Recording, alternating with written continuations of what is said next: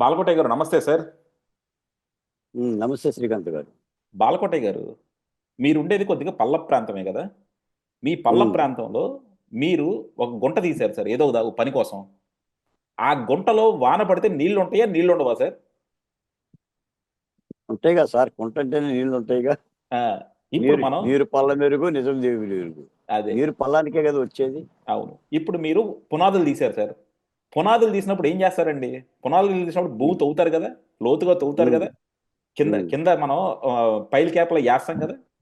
అవి వేసినప్పుడు వానాకాలంలో నీళ్లు పడితే ఏమవుతుంది సార్? ఎండాకాలంలో అయినా వాన పడితే ఏమవుతుంది? అది నిండుతాయి కదా, అందులో నీళ్లు వస్తాయి కదా. ఈ వైఎస్ తవ్వుతున్నప్పుడు కూడా నీళ్ళు వస్తాయి కదా శ్రీకాంత్ గారు. అదే, మంచి నేల అయితే తవ్వుతున్నప్పుడు కూడా నీళ్ళు వస్తాయి. ఉమ్, ఈ వైఎస్ఆర్సీపీ మోకలో ఎంత దరిద్రంగా ఉన్నారంటే సార్, ఈరోజు మనకు అమరావతిలో చాలా చోట్ల జగన్మోహన్ రెడ్డి దాన్ని అడవిలాగా పెంచేస్తే ముళ్ళ కంపనంతా తొలగించి అంతకు ముందు ఉన్న వాటిని సరిచేస్తా ఉన్నారు. అక్కడ మనకి అక్కడక్కడ కూడా పైల్ క్యాప్లు అన్ని తీసేసి కూడా కొంచెం లోతట్టు ప్రాంతాలు ఉన్నాయి పైల్ క్యాప్లు తీసినవి. సో పక్కన రోడ్లు ఉన్నాయి సార్, రోడ్లన్నీ కూడా చక్కగా ఉన్నాయి. కానీ ఆ పైల్ క్యాప్లు తీసిన చోట నీళ్లు కనుక వానకి నీళ్లు పడితే వాటిని క్లోజప్ వీడియోలు వేసి ఆ వీడియోలని సాక్షి పేపర్లో వైఎస్ఆర్సీపీ సోషల్ మీడియాలో అమరావతి మునిగిపోయిందో అంటూ నానా యాగి చేస్తా ఉన్నారు సార్. వీళ్ళకి 2014-19 మంది ఇలాంటివే చేశారు. మళ్ళా ఈ రోజు కూడా అలాగే చేస్తా ఉన్నారు. ఇది అమరావతి కాదు, జూబ్లీ హిల్స్, బంజారా హిల్స్ లాంటి కొండ ప్రాంతంలో కూడా పైల్ క్యాపుల కోసం మనం గుంతలు తవ్వినప్పుడు వాన వస్తే అందులో నీళ్ళే నిలుస్తాయి, అందులో ఇంకేం నిలవు. ఎన్నాళ్ళు సార్ ఇంకా వైఎస్ఆర్సీపీ వాళ్ళకి అమరావతి మీద ఏడుపు అనేది పోదా? అంటే ఒక రాష్ట్రము, ఒక ప్రాంతము, ఒక క్యాపిటల్ మన రాష్ట్రానికి వస్తుంది, బాగుపడుతుంది. సరే, గత 5 సంవత్సరాలుగా జగన్మోహన్ రెడ్డి తప్పు చేశాడు, వైఎస్ఆర్సీపీ వాళ్ళు కూడా చాలా మంది నష్టపోయారు. మళ్ళా రాష్ట్రం ఒక ట్రాక్ లోకి వస్తుంది, మనం మళ్ళీ అమరావతిని నిర్మించుకోబోతున్నాం అని అందరూ ప్రజలు ఆనందపడుతుంటే వీళ్ళకి ఇంకా ఏడుపులు మాత్రం తగ్గట్లేదు సార్. ఏమంటారు వాటి మీద మీరు? శ్రీకాంత్ గారు, మీరు చెప్తున్నంత యథార్థమే. రాజధాని అమరావతి నిర్మాణం జరుగుతుందన్న ఆనందం ఒక వైపున ఉన్నా, అభివృద్ధి కార్యక్రమాలు జరుగుతున్నాయనే సంతోషం ఒక వైపున ఉన్నా, అటుకో నుంచో ప్రపంచ నిధుల నుంచో కేంద్ర ప్రభుత్వ సహాయ సహకారాల నుంచో ఏదో ఆ అమరావతిని నిలబెట్టడం కోసం, తిరిగి మాకంటూ ఒక రాజధాని ఉందని చెప్పుకోవటం కోసం ముఖ్యంగా చంద్రబాబు నాయుడు గారు కృషి చేస్తున్నా, మమ్మల్ని కూడా ఒక బాధ తెలుస్తున్నాయండి. మీరు అంటున్న బాధ. రామేశ్వరం పోయినా శనేశ్వరం తప్పదు అంటారు. మేము ఎన్ని పుణ్యక్షేత్రాలు పోయినా, ఎన్నిసార్లు రామేశ్వరం పోయినా ఈ అమరావతి మీద నిందలు మాత్రం తప్పటం లేదండి. నేను కూడా టీవీ ఛానల్లో పదే పదే మాట్లాడుతుంటాను. ఇప్పటికీ కూడా సార్, మీరు తలుచుకుంటేనే బాధ వేస్తుంది, దుఃఖం వేస్తుంది. అమరావతి ఇడ్లీ పాత్ర, గోర్లించిన ఇడ్లీ పాత్ర. అమరావతి గ్రాఫిక్స్, అమరావతి నేలలో మునిగిపోదు. అమరావతిలో చంద్రబాబు నాయుడు గారి బెనామీలు ఉన్నాయి. బాలకోటయ్య కూడా చంద్రబాబు నాయుడు గారి బెనామీ. ఇంకా ఎవరూ లేరు కమ్మోళ్ళు తప్ప. ఇక ఇదే ప్రచారం అండి. ఎంత దుష్ప్రచారం అంటే మరి దీన్ని యామనాలో. ఇప్పుడు మొన్న 5 ఏళ్ళు ఆ పని చేశారు. రోడ్లు దవ్వుకుపోయారు, పైపులు ఎత్తుకెళ్ళారు, ఎలక్ట్రిక్ సామాన్లు దొంగతనం చేశారు, పేర్లు పెట్టారు, మహిళల మీద పేర్లు పెట్టారు, గ్రామాల మీద పేర్లు పెట్టారు. మళ్ళీ ఇప్పుడు మోడీ సభ అక్కడ జరుగుతుంటే పక్కనే వెంకటాయపాలెంలో ఉన్న ఎల్ఎన్టీ కంపెనీకి సంబంధించిన రబ్బర్ పైపులు, పెద్ద ఎత్తున ఉన్న రబ్బర్ పైపులు పెట్రోల్ పోసి తగిలిపెట్టారు. ఐకాన్ బ్రిడ్జ్కి, సచివాలయానికి, హైకోర్టుకి వేసిన శిలాఫలకాలను పగలగొట్టారు. మళ్ళీ వాళ్ళ సాక్షి పేపర్ ద్వారా కానీ లేదా మేధావులు కూర్చొని ఇదే ప్రచారం. ఇప్పుడు మేము అమరావతి వాళ్ళం, కొన్ని దశాబ్దాలుగా అమరావతి ఉంది కృష్ణా నదీ తీరం పక్కన. నాకు తెలిసి బుద్ధిరిగి మా నాన్న మా తాతల కాలం, నా కాలంలో కూడా అమరావతి ఎప్పుడు మునిగిపోవాల. నీళ్ళు వస్తాయి. నేను జర్నలిస్ట్గా హైదరాబాద్లో కూర్చున్నప్పుడు హైదరాబాద్లో వర్షం వస్తే వా వాన వస్తే చిత్తడని రాసేవాళ్ళు. వాన వస్తే నీళ్ళు వస్తాయండి. నీళ్ళు ఎక్కడ రావు, నీళ్ళు తీసుకుంటారు. మునిగిపోవడం ఏందండి. ఇప్పుడు చంద్రబాబు నాయుడు గారు కరకట్ట పక్కన ఉండవు. ఎంతకాలం నుంచి ఉండవు? 2014 నుంచి ఉండవు. అంటే అదొక 5 ఏళ్ళు, ఇదొక 6 ఏళ్ళుగా ఉండవు. ఎన్నిసార్లు మునిగిపోయింది చంద్రబాబు నాయుడు గారి ఇల్లు? అప్పుడు దాకా ఏం చెప్పారు? చంద్రబాబు నాయుడు గారు మునిగే ఇంట్లో ఉండడు, మునిగి ఇంటుంటే నీకు వచ్చిన సొమ్మే, నీ సొమ్మేం పోయింది, కరకట్ట నాకు పే చేశారు అంటే ఈ ప్రచారాన్ని మరి ఎలా దీన్ని నిరోధించాలండి? నేను అనేది ఏంటంటే మీ ద్వారా కూటమి ప్రభుత్వానికి కూడా అర్థమవుతుందో లేదో నేను చెప్పేది. అభివృద్ధిని ఓకే, అభివృద్ధిని కాంక్షిద్దాం, అభివృద్ధి చేద్దాం. అభివృద్ధి మీద ఈ రాళ్ళేయటాన్ని, దీన్ని కూటమి ప్రభుత్వం ఎలా నిలుపుదల చేస్తుంది? నిలుపుదల చెయ్యాలని మేము మాట్లాడేది. మొన్న మనం మాట్లాడాం.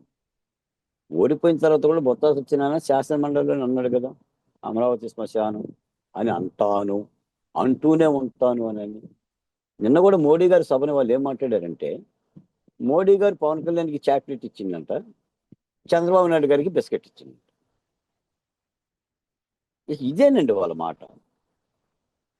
నిన్న డిబేట్లో కూడా నేను మాట్లాడాను సార్. మోడీ గారు ఏమి ఇచ్చారు, మోడీ గారు ఏమి ఇచ్చారు, మోడీ గారు ఏమి ఇచ్చారు మాట్లాడుతున్నారు వైసీపీ వాళ్ళు. మీ 5 ఏళ్లలో మీరు ఏం తెచ్చారు అసలు మోడీ గారి దగ్గర నుంచి? అసలు రాజధాని ఆంధ్రప్రదేశ్కి ఎక్కడంటే తూర్పు, దక్షిణం, పడమర, ఉత్తర 4 దిక్కుల వైపు చూసాం కదండి, తలకాయ తిప్పుకుంటూ. రుషికొండే కట్టుకున్నారు కదండి వాళ్ళు వెళ్ళిపోదామని. మరి దీన్ని ఎలా కంట్రోల్ చేయాలి సార్? మేము ప్రభుత్వాన్ని పదే పదే కోరేది అదేనండి. ఈ నిందా ప్రచారం ఏంటంటే 2014-19 అప్పుడు కూడా ఈ అమరావతి మీద పుస్తకాలు రాసి, అమరావతి, భ్రమరావతి, కమరావతి అని చెప్పేసి పుస్తకాలు రాసి ఆవిష్కరణ చేశారు. చేసి అదొక రియల్ ఎస్టేట్ వ్యాపారం, చంద్రబాబు నాయుడు గారి బినామీలు దోచేస్తున్నారని ప్రచారం చేస్తే ఒక దశలో ప్రజలు నమ్మారండి. ముఖ్యంగా ఏంటంటే కింది కులాల యొక్క ఓటర్లని నమ్మించగలగటం మూలానే నీకు తాటికొండలో 2019లో తెలుగుదేశం పార్టీ అభ్యర్థి ఓడిపోయాడు. ఇప్పుడు మేము ఎంతో కష్టపడి ఎన్నో ఉద్యమాలు చేసి రక్తం దారబోసి అరెస్టులు అయ్యి కేసులు పెట్టి 5 ఏళ్ళు అరిచి అరిచి అరిచి ఈ కూటమి ప్రభుత్వాన్ని అధికారంలోకి తెచ్చారు. మరి కూటమి ప్రభుత్వం కూడా ఇటువంటి వాళ్ళ పట్ల చర్యలు తీసుకోకుండా, దాన్ని కట్టడి చేయకుండా, నేను ఎన్నోసార్లు చెప్పా కదా సార్, అభివృద్ధి చేయటమేనో అభివృద్ధిని చెప్పడం వేరు. మీకు ఈ సందర్భం ఒక మాట చెప్తానండి. నేను ప్రభుత్వాన్ని కూడా విజ్ఞప్తి చేస్తున్నాను, మీ ద్వారా చేస్తున్నాను, గతంలో కూడా చాలాసార్లు చేశాను. ఈ మధ్య మీకు రష్యా చైనా విప్లవాలు జరిగిన తర్వాత లెనిను, స్టాలిను, మావో అంటే సోషలిస్ట్ కంట్రీలు ఏర్పడ్డాక ఆ సోషలిస్ట్ కంట్రీలు మళ్ళీ తిరిగి బలంగా వేరునుకోవటానికి, చుట్టుపక్కల ఉన్న దేశాలకి సోషలిస్ట్ సహాయ సహకారాలు చేయటానికి, మళ్ళీ వెనక్కి పెట్టుబడిదారీ విధానంలోకి పోకోకుండా పెట్టుబడిదారీ వ్యవస్థలు రాకుండా ఉండటానికి వాళ్ళు సాంస్కృతిక ఉద్యమాలు చేశారు. 1000 పువ్వులు వికసించని, నువ్వు ఆలోచనలు సంఘర్షించని అని మావో గారు చేశాడు.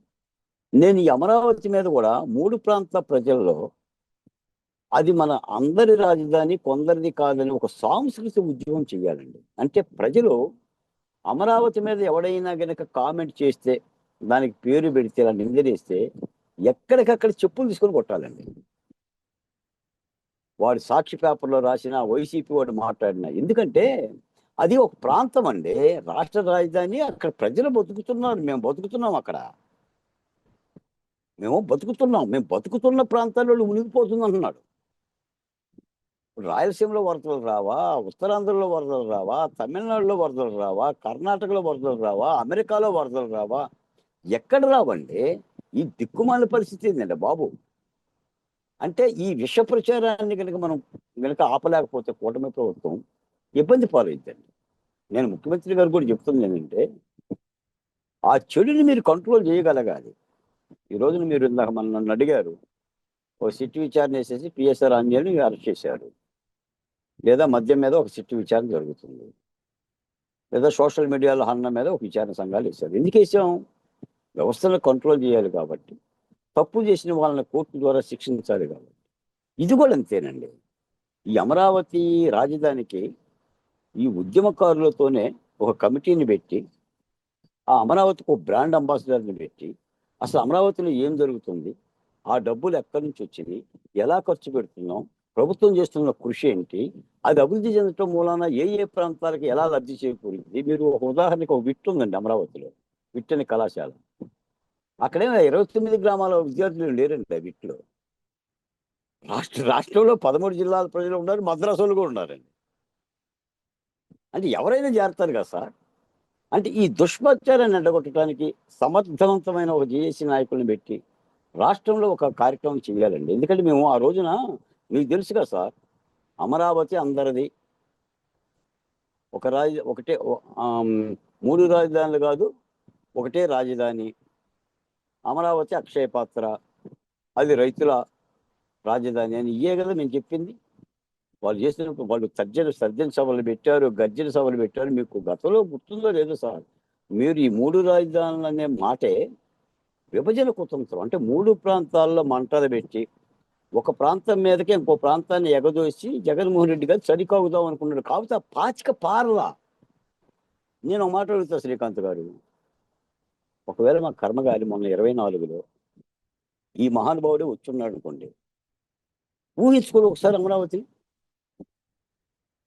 ఒక్కసారి చంపి చెట్లకే అలగట్టేవాళ్ళండి.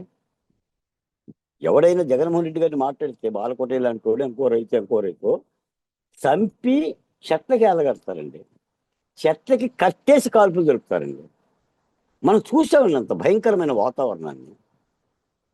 ఎందుకంటే అది అది నేను ఊహించుకుంటున్నాను. ఎందుకంటే ఆ ఉద్యమంలో స్వయంగా పాల్గొన్న వ్యక్తిని కాబట్టి ఊహించుకుంటూనే ఇప్పటికి కూడా రోమాలు ఎక్కరబోస్తాయి.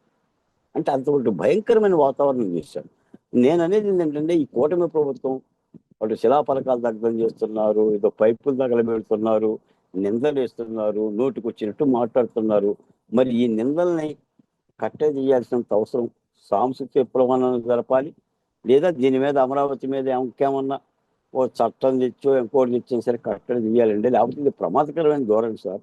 నేను ఒక మాటే చెప్తాను శ్రీకాంత్ గారు, కడివెడ పాలలో ఒక్క విషం చొక్క చాలండి. కడివెడ పాలన్నీ కూడా విషంగా తయారవుతాయి. మనం చెప్పేది, ఓ పూల తోటలో 4 గంజాయి మొక్కలు చాలండి, తోటంతా గంజాయి వాసన వస్తుంది. ఇక బొడ్డుకు మసి రాసుకొని అమరావతి మీద అమరావతిని తిట్టంది, అమరావతిని నీ అమ్మని తిట్టకుండా ఉండకపోతే మొదటిగా తిట్టలేదండి. దీన్ని ఏదైనా సరే ఏంటంటే ప్రభుత్వం కూటమి ప్రభుత్వం కాబట్టి, ముఖ్యంగా అమరావతి మీద స్టాండ్ అయిన ప్రభుత్వం కాబట్టి కొన్ని వేల కోట్ల రూపాయలు అక్కడ ధారాదత్తం చేసి అక్కడ శ్రమ చేసి అక్కడ అభివృద్ధి చేస్తుంది కాబట్టి ప్రభుత్వమే చర్యలు తీసుకోవాలండి. ఇప్పుడు మాది కాదు బాధ్యత, ప్రభుత్వం అందే బాధ్యత. ఎందుకంటే ఇప్పుడు ఉంది కూటమి ప్రభుత్వం, అమరావతి ప్రభుత్వం. ప్రభుత్వమే అమరావతి ప్రభుత్వం. జనసేన పార్టీ కానీ, భారతీయ జనతా పార్టీ కానీ, తెలుగుదేశం పార్టీ కానీ. ఇప్పుడు కూటమి ప్రభుత్వం ఉండి కూడా అమరావతి మీద నిందలు పడుతుంటే నాలాంటి వాళ్ళు అరిసి మీలాంటి వాళ్ళు ఆవేదన చెందే సుఖమేముందండి. కాబట్టి తప్పనిసరిగా ఈ అంశాల మీద మాత్రం ముఖ్యమంత్రి గారు దృష్టి పెట్టాలండి. దానికి ఎలా విరుగుడు వేయాలి, వాళ్ళని ఎలా కట్టడి చేయాలి, అమరావతి అందరిదనే భావాన్ని ఎలా చేయాలి. ఎందుకంటే మరి ముఖ్యంగా అమరావతిలో సోషల్ బ్యాలెన్స్ లేదని జగన్మోహన్ రెడ్డి గారు అన్న ఒక పెద్ద బండరాయండి. అంటే అక్కడ సోషల్ బ్యాలెన్స్ లేదు, సోషల్ ఇన్బ్యాలెన్స్ ఉంది, అంటే సామాజిక న్యాయం లేదు అని ఒక బండరాయి వేశాడు. దాన్ని కూడా కూటమి ప్రభుత్వం నిరూపించగలగాలి. ఇదిగో ఇక్కడ ఎస్సీలు ఉన్నారు, మీ ఎస్టీలు ఉన్నారు, ఇదిగో బాలకోట ఉన్నాడు అని కూటమి ప్రభుత్వం కొంతమందిని దగ్గరికి తీసుకోవాలి సార్. ముద్ద పెట్టకపోయినా కూడా ముద్దు పెట్టాలండి. లేకపోతే ఏమవుతుందంటే కాలానుగుణంగా చాలా ఇబ్బందికరమైన వాతావరణం వస్తుంది. నేను ఒక మాట చెప్పాను సార్, మొన్న మోడీ గారి సభ నిజంగా అది ఒక పండుగ అండి రాష్ట్రానికి. 3 ప్రాంతాలు తెర్లి రావాలండి, పొర్లిపోవాలి. ఎందుకంటే మా రాష్ట్ర పండుగ. ఒక రాజకీయ పార్టీ కనుక మహానాడు కార్యక్రమం ఏదైతే సక్సెస్గా చేసుకుంటారో, లేదా ఇంకో రాజకీయ పార్టీ జనసేన పార్టీ యొక్క మహాసభలను ఏదైతే సక్సెస్ చేసుకుంటారో, ఇది రాష్ట్ర పండుగ అండి. అలాంటి పండుగకి దేశ ప్రధాని వచ్చేసి ఎంత ఘనంగా కార్యక్రమం జరుగుతుంటే నువ్వు కార్యక్రమం లేదని తప్పులుంటే విమర్శించాలి తప్ప అమరావతి మునిగిపోతుంది, అమరావతిలో నీళ్లు వస్తున్నాయి, ఏంటి సార్ ఈ అశుద్ధపు మాటలు? తప్పనిసరిగా ఏదైనా దీనికైతే ఫుల్ స్టాప్ పెట్టాల్సిన అవసరం రాష్ట్ర ప్రభుత్వం మీద ఉందండి. లేకపోతే ఏంటంటే వాళ్ళ మేరకు చుట్టుకుంటారు. అంటే నేను ఇది ఇది ఇది అభిమానంతో చెప్తున్నా. ఇప్పుడు దీన్ని విమర్శగా స్వీకరించడం కాదు. కొన్ని ప్రజాభిప్రాయం అంటే ఏంటి సార్, మీరు నేను మాట్లాడేదే ప్రజాభిప్రాయం. ప్రజాభిప్రాయాన్ని కూడా ఏదో మనకేదో వాళ్ళు ఏదో మనకి చెప్తున్నారని చెప్పి అపార్థం చేసుకునే పరిస్థితి కాదు. అవునా కాదా? ఈ రోజున అమరావతిలో మీరు నేను మాట్లాడుతున్న మాటే ఉంది అమరావతి రైతుల్లో కూడా. మన చంద్రబాబు నాయుడు గారిని మేమేం అడిగాం సార్, సార్ మళ్ళీ ఏదన్నా ప్రజాస్వామ్యంలో ప్రభుత్వం కనుక ఏదైనా మారి మళ్ళీ అమరావతికి కనుక మళ్ళీ మార్పు చేసే విధంగా 3 రాజధానులు కనుక అంటే దీనికి రక్షణ ఏంటి అని అంటే కదా ముఖ్యమంత్రి గారు చెప్పింది. అవసరం వస్తే ప్రధాని నరేంద్ర మోడీ గారిని సంప్రదిస్తాను, విభజన చట్టంలో సవరణ చేసే అవకాశం ఉంటే చూస్తాను, గెజిట్ నోటిఫికేషన్ ఉంటుంది అంటే మరి ఆ పరిస్థితి వచ్చింది కదా. ఆ ఆందోళన ఉంది కాబట్టి ఆయన ముందే పెట్టాం కదా. ఈ జగన్మోహన్ రెడ్డి గారి భయం పోవట్లేదు కదా అమరావతి మీద. ఇంత అభివృద్ధి చెందినా వాళ్ళకి 11 వచ్చినా కూడా 11 124 కూడా బెదిరిస్తున్నాడు కదండి. 124 సీట్లు వచ్చిన 11 బెదిరిస్తున్నాడు. నోటుకు వచ్చినట్టు అంబటి రాంబాబు ఈ ప్రాంతపు వాడే. అది నోరా లేదా తాటి మట్ట? ఏం మాట్లాడతాడు అమరావతి మీద? ఆ ఉండవల్లి ఏం మాట్లాడతాడు? ఈ మాట్లాడే వాళ్ళందరూ 5 ఏళ్ళు ఏడ్చారు కదండి. అయినా నేను మాట్లాడుతున్న శ్రీకాంత్ గారు, వాళ్ళు 3 రాజధానులు కావాలని 24 ఎన్నికల్లోకి వెళ్ళారు. ప్రజలు చెప్పు తీసుకొని కొట్టారు.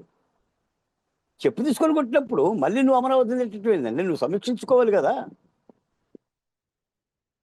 నువ్వు సమీక్షించు, ప్రజలు తిరస్కరించారు కదా. ఈ రాష్ట్రానికి ఒక రాజధాని చాలు అని చెప్పి అనుకున్న పార్టీని దీవించేసి సీట్లు ఇచ్చారు కదా. అంటే అసలు ఇదంతా కూడా మర్చిపోయి మళ్ళీ విషం చిమ్మటం. అసలు నేను ఒక మాట విన్నాను సార్, దాదాపు 800 కోట్ల రూపాయలు మోడీ గారి సభకు ఖర్చు పెట్టారు. నన్ను డిబేట్లో ఒక వీరవంతి అడిగింది, తల్లికి వందలు డబ్బులు లేవు బాలకోటయ్య గారు, 700 కోట్ల రూపాయలు మోడీ సభకు ఎట్ట ఖర్చు పెట్టారు అని. మరి ఆమె దగ్గర ఏం లెక్కలు ఉండవు 700 కోట్లు అని. ఆ మహాతల్లి అడిగింది. నేను చెప్పా తల్లికి డబ్బులు లేవని ఎవరు చెప్పారు నీకని. ఆమె చెప్పేస్తుంది లేవు అని. మరి పెన్షన్లు ఇస్తున్నారుగా నెలకు 3,000 కోట్ల రూపాయలు. ఆ తల్లికి వందనం ఒక విధానపరమైన నిర్ణయం. తెల్లారి లేచి ఇచ్చేస్తారేంటి? ప్రభుత్వం దాని మీద ఎక్సర్సైజ్ చేస్తుంది. రేపు జూన్ నుంచో జూలై నుంచో ఇద్దామని ఆలోచన చేస్తుంది. ఏమి కనిపించవు. తల్లికి వందనం డబ్బులు లేవంట, మోడీ గారికి 700 కోట్లు. మరి 700 కోట్లు ఖర్చు పెట్టకపోతే నేను అడిగాను ఆ మహాతల్లిని, బస్సాను పంపించమంటారా మోడీ కోసం అని ఢిల్లీకి. ఆయన పరిపాలన అంటే వీళ్ళందరూ ఆ వైసీపీ మెదల్లో వైసీపీవి. ఈ మధ్య ఇవాళ ఒక పెద్ద వార్త ఏంటంటే, జగన్మోహన్ రెడ్డి గారు రిటైర్డ్ అధికారులను, ఐఏఎస్ ఐపీఎస్ అధికారులందరూ కూడా ఒక కట్టడి చేసి మళ్ళీ రాష్ట్రం మీద విస్తృతమైన ఇలాంటి ప్రచారాలు, అది అమరావతి కానీ రాష్ట్రం మీద కానీ ఇతర రంగాల్లో సోషల్ మీడియాలో కానీ అధికారికంగా ముసుగులు వేసేసి ప్రచారం చేసే ఒక ప్రక్రియకి శ్రీకారం చుట్టాడు. గతంలో పీకే చేసిన పని అదే కదండి. పీకే ఈ రాష్ట్రంలో వైసీపీ పార్టీలోకి వచ్చి వాడు మొత్తం రాష్ట్రం అంతా కూడా పీకే ప్రయత్నం చేసింది కదండి. ఆ రోజు చంద్రబాబు నాయుడు గారు చేసిన మంచి పనులన్నీ కూడా పీకి పీకి పీకి పీకి అన్నీ అంటగట్టి చంద్రబాబు నాయుడు గారు దళితులు తిడతాడు. చంద్రబాబు నాయుడు గారు పోలవరంని పేటీఎంగా వాడుకున్నాడు, అమరావతిని రియల్ ఎస్టేట్గా మార్చిండు, గ్రాఫిక్స్ ఇవన్నీ కూడా సోషల్ మీడియాకు అన్ని ఆసరా చేసుకొని తప్పుడు ప్రచారం చేస్తే ఒక దశలో జనం నమ్మారు. ఇప్పుడు మన వైఎస్ వివేకానంద రెడ్డి అచ్చని నమ్మారా? అంటే నేను రాష్ట్రం అంతా నమ్మితే నమ్మకపోవచ్చులే, కానీ ఆ ఉన్న పరిస్థితుల్లో కొంతమంది నమ్మారు కదా. కోడి కత్తి సంఘటన కూడా ప్రజలు నమ్మారు కదా. అయ్యో జగన్మోహన్ రెడ్డి మీద జరిగే ఉంటుంది, ఆయన హత్య చేసే ప్రయత్నం చేసిన ఒక సింపతి క్రియేట్ అయింది కదా. చంద్రబాబు నాయుడు గారే వైఎస్ వివేకానంద రెడ్డిని చంపారని కూడా అనుకున్నారు కదా. ఎందుకంటే కత్తి చేతికిచ్చి పేపర్లో రాశాడు కదా, నిలువెత్తి ఫోటో వేసి. మరి వీటి పట్ల కూడా ప్రభుత్వం చర్యలు తీసుకోవాలండి. అందుకని తాట తీయాలండి. ఊదులు గారికి బాదులు గారికి కరెక్ట్ అండి. ఎవడన్నా ఓతుంటే వీడు బాధ. ఎందుకంటే అతి అతి విశ్వాసం లేదా అతి మితవాదం, ఆ పోనీలే చూద్దాంలే మనకేమవుతుందిలే, మనకు 124 వచ్చినాయి మన ప్రభుత్వంలో అనంటే ఏమవుతుందంటే ఇది పేనుకొని తాడే పాము అవుతుందండి. అంటే ఈ ప్రమాదకరమైన సంఘటనలు కూడా మీరు మంచి ప్రశ్న అడిగారు నా దృష్టిలో. నేను కూడా చాలా మదన పడుతున్నా.